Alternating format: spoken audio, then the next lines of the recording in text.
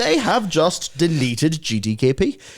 If you're not aware, now this is going to be a very old lesson because I feel like dragon kill points, we all used to know what those were. Yeah, they started an EQ, didn't they? Yes, dragon kill points. The idea was if you participate in the raid, you would earn dragon kill points, which you could then... the dragon. Yeah, you could spend those on loot, and that would basically be how guilds would distribute loot based on people's attendance.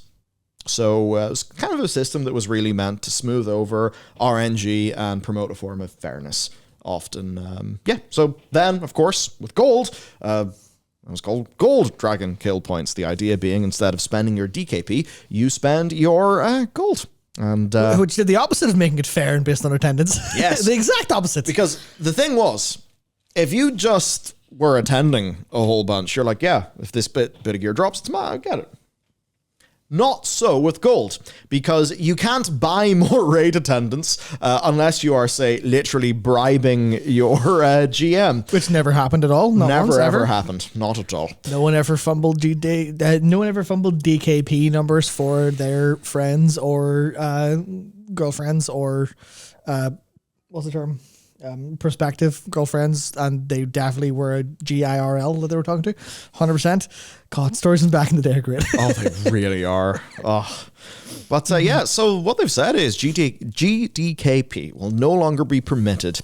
It has some convenience and social benefits, but they feel it's antithetical to the nature of the season. We want to give a version of Classic without it a try. There you go. Now, this is ballsy move because this is something that is very goddamn prevalent. Turns out, if you can guarantee winning a role by just having a lot of gold, then what does that do? It basically means that gold has got far more utility at the top end of the game. That then means, gold. People have used for gold, and what happens then, Matt? Does botting happen? Now, those are assumptions, and there is no evidence to suggest that GDKPs have any influence on botting or RMT or any other unscrupulous behavior in World of Warcraft regarding gold. God, you There's sound like no evidence whatsoever. Sound like a Northern Irish minister. Thanks, let's go for it. I mean, politician, not minister. Yeah, so I guess this is literally what they're trying to find out. They're going, well, if we ban this and then all the numbers for the things we don't want go down, then I think we finally have some evidence. So, yeah, it's interesting because I believe they talked about having a bunch of, just because I see someone saying sounds impossible to police, they have things in store and tools in place. I believe they said something along the effect of, or at least I saw people talking about this, it was like ways to monitor item trades and gold trades in raids, and if anything's doing the bad, they will be punished accordingly. So they literally have thought about, they have got automated systems in place to monitor actual player behavior in raids to see what happens. Do we know what the punishments are? No, we don't know anything, I don't think. Because that'll be the thing. A challenge here is people knowing about this. Because how many people just experience it by opening it and Battle.net and then playing it?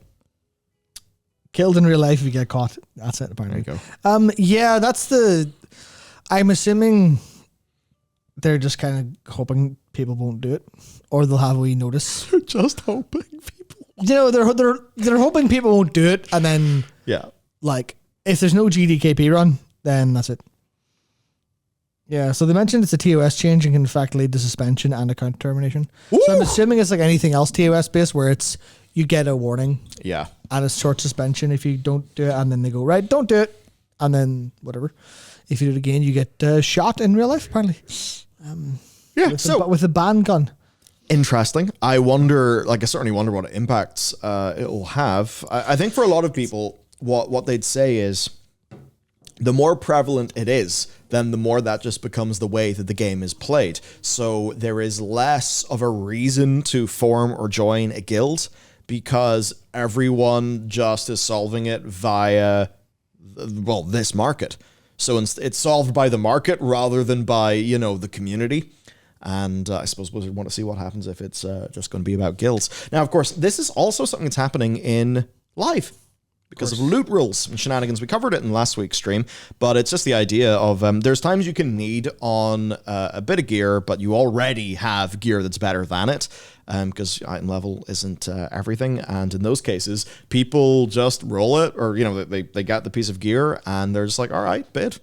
Or even if they need the gear, their character can use it, but they just decide, I'm going to auction it instead. Yeah, because they have the ability to trade it.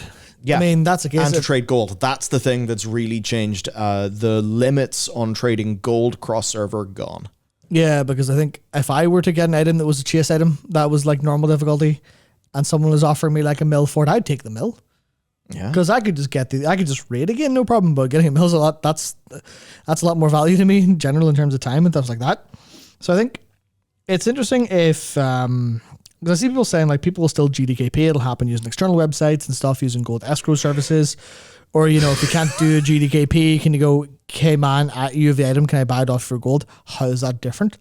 And those are like, I think a little bit of, those are like small details, I think, largely speaking.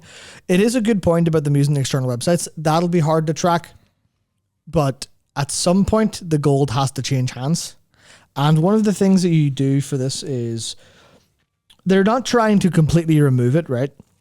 What they're trying to do is gut it. They're trying to take as much of it out as possible. And if you start making people hide and go to new Discord servers or go to different places or delay that they get the gold from it for a week because you're like trading it to someone, a day after the raid somewhere else, and then they're holding on to it for a week and then trading it to get around restrictions, then, or like a couple of days or even, or, mailing it or whatever, you're going to have it be like, the way the Gabe Newell of Valve said piracy is a service problem. Mm. It's kind of that here, where if you make it a service problem, if you make it more convenient to join a guild and wait for RNG than to go buy gold, which is already, which is already like, should be risky, technically speaking. RMTing obviously is clearly not, and that's one of the problems.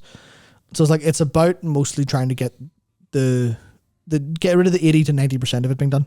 Stop it as the normal. Make it difficult enough that it takes effort to get around. And that's kind of the thing. That's what high enforcement rates are about a lot of the time. If you can't culturally solve the problem, because you can't with World of Warcraft, right? You can't culturally solve the fact that people want to spend money to get items faster. Because that's what they're doing. They're spending money because RMTing is not just regular gold stuff. Or they're spending a substantial amount of their own time through auction flipping and stuff like that. Well, you can't really, if you can't solve the culture problem, you have to enforce enough to make it not, people to not want to do it. And that's what they're doing. This is even the theory here is that this would go down the road to hurt bots.